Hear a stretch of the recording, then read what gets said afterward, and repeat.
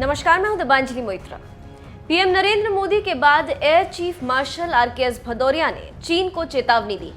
वायुसेना प्रमुख ने कहा है कि गलवान घाटी में शहीद हुए हमारे जवानों की शहादत व्यर्थ नहीं जाएगी। एलएसी पर हम स्थिति को संभालने के लिए पूरी तरह से तैयार।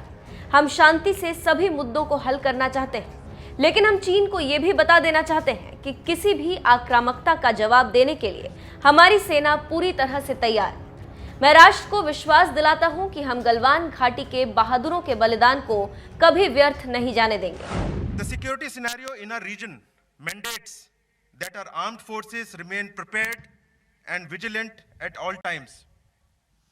The development at the LAC in Ladakh is a small snapshot of what we are required to handle at short notice. In spite of unacceptable Chinese action after agreements reached during military talks and resultant loss of life, all efforts are underway to ensure that the current situation at LAC is resolved peacefully.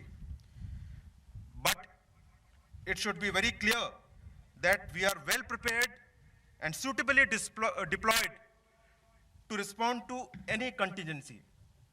I assure the nation that we are determined to deliver and will never let the sacrifice of our braves of Galwan go in vain. A word about integration and jointness. As you prepare yourself to master the skills of your respective branches, all of you graduating officers today must understand and appreciate the spirit of jointness. In due course, you will learn more of our existing and evolving synergy arrangements with Indian Army and Indian Navy. You are born in the era of jointness, and I want you to don this mantle of jointness as proudly as you will don your blue uniform. गौरतलब है कि वायुसेना chief ने ये बातें तेलंगाना के हैदराबाद में वायुसेना की पासिंग आउट परेड के दौरान कही।